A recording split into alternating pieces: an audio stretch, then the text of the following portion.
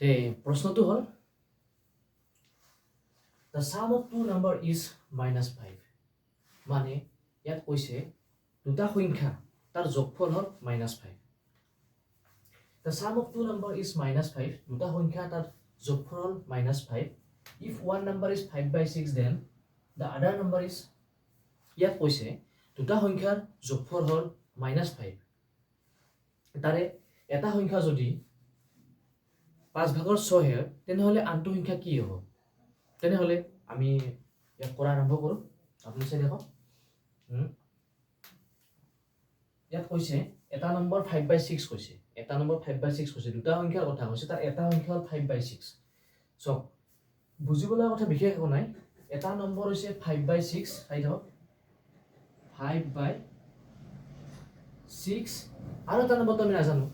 এটা নম্বৰ 5/6 পালো আৰু এটা নম্বৰ নাজানো আৰু তাৰ যোগফলৰ কথা কৈছে কি -5 তে আমি যেটো সংখ্যা নাজানো তাৰ কাৰণে আমি ব্যৱহাৰ কৰিম x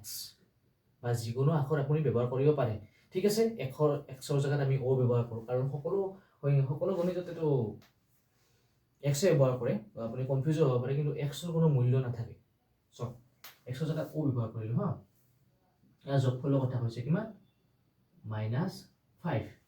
এটো আমাক কোৱেশ্চনটোৰ মানে প্ৰশ্নটোত আমাক এইটো কথা কৈছে দুটা সংখ্যাৰ যোগফল এটো অলপ কনফিউজ হৈ যাব পাৰে ন শূন্য নিচিনা দেখা যায় এটা কাম কৰো ইয়াক আমি m কৰি দিম ইয়াক আমি m কৰি দিম এতিয়া কনফিউজন নহয় এটা যেতিয়া শূন্য হৈছিল তেতিয়া কনফিউজ হৈ যাব পাৰে সো দুটা সংখ্যা যিও দুটা সংখ্যাৰ যোগফল হৈছে -5 এটা হ'ল 5/6 আৰু এটা আমি নাজানো তাৰ কাৰণে আমি m টো ধৰি লৈছো নাজানো কাৰণে সেই সংখ্যাটোক আমি m বুলি ধৰি লৈছো আৰু তাৰ যোগফল হৈছে -5 যি কি নহওক যিবিলাক সংখ্যাৰ লগত আখৰ ব্যৱহাৰ হয় বা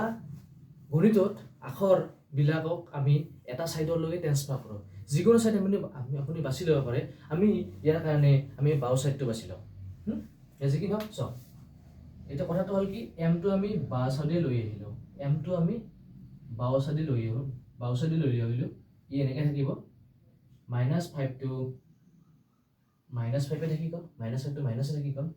আৰু এটা 5/6 ই যেতিয়া সমান চিহ্নৰ ইপাৰে যেতিয়া গুছি যাব সমান চিহ্নৰ যেতিয়া ই ইপাৰৰ পৰা ইপাৰে গুছি যাব ইয়াৰ কোনো ধৰণৰ চিহ্ন নাই মানে প্লাস চিহ্ন আছে ই যেতিয়া ইফালৰ পৰা ইফালে গুছি যাব ই মাইনাসক লৈ পৰিণত হৈ যাব তেনেহলে হ'ব কি -5/6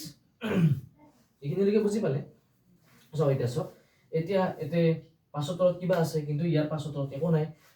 তেনেহলে আমি ইয়াৰ তলত এটা আমি 1 ধৰি লম তো ধৰি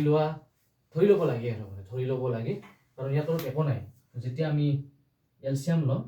লোৱাৰ সময়ত মানে ইয়াত একো নাথাকিলে নহয় সেইকাৰণে ইয়াৰ তলত আমি 1 টো ধৰি ল'ব লাগে যি কি নহওক 1 আৰু 6 এই দুটা সংখ্যা দি বিভাজন হোৱাৰ পৰা সংখ্যা কোনি আছে এই যোনটো 1 দিও যায় যেটো 6 দিও যায় এটো আমি 6 টো লৈ লও কাৰণ ডাঙৰ সংখ্যা ললে অংকটো ডাঙৰ হৈ যাব আমি 1 আৰু 6 কাৰণে আমি 6 টো লৈ ললো ঠিক আছে এতিয়া সব 1 দি 6 কেইবাৰ যাব 1 6 গুণ 6 1 6 গুণ 6 1 6 গুণ 6 এতিয়া আমি 5 দি 6 পূৰণ কৰিব লাগিব 1 দি 6 বাৰে যায় সেইকাৰণে 5 দি 6 পূৰণ কৰোঁ 5 দি 6 পূৰণ কৰিলে 5 6 গুণ 30 5 6 গুণ 30 এতিয়া সব 5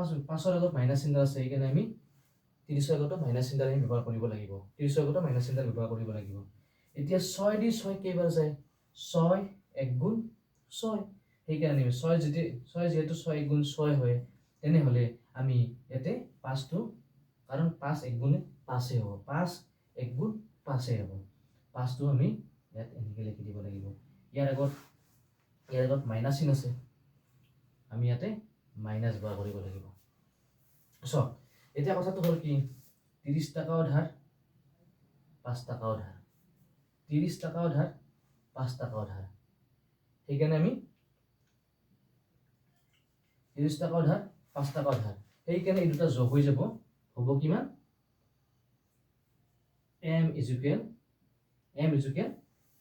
30 যোগ 5 35 30 যোগ 5 35 আৰু তলত কিমান হ'ব 6 মানে মাইনাছ 35 বাই 6 এতিয়া যেতিয়া আমি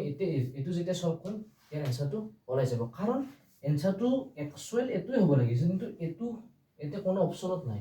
যেহেতু এটা কোনো অপচনত নাই আমি ভাঙি পিটি কিনে চাব লাগিব কি হয় সো 35 divided by 6 6 5 গুণ 30 6 5 গুণ 30 এতিয়া 5টো তলত নামি আহিব এতিয়া যাব নেকি না যায় এতিয়া কত একো না যায় এতিয়া আমি লিখিব লাগিব কি এই যোনটো ওপৰত 5 আছে ওপৰত 5টো আমি আগত লিখিব লাগিব এনসাৰটো হ'ব ওপৰৰ 5টো আমি আগত লিখিব লাগিব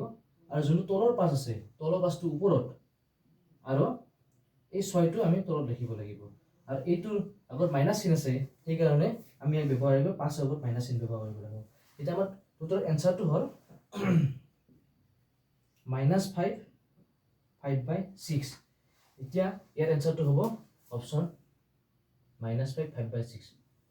অপচন এ হ'ব ইয়াৰ ৰাইট এনসাৰ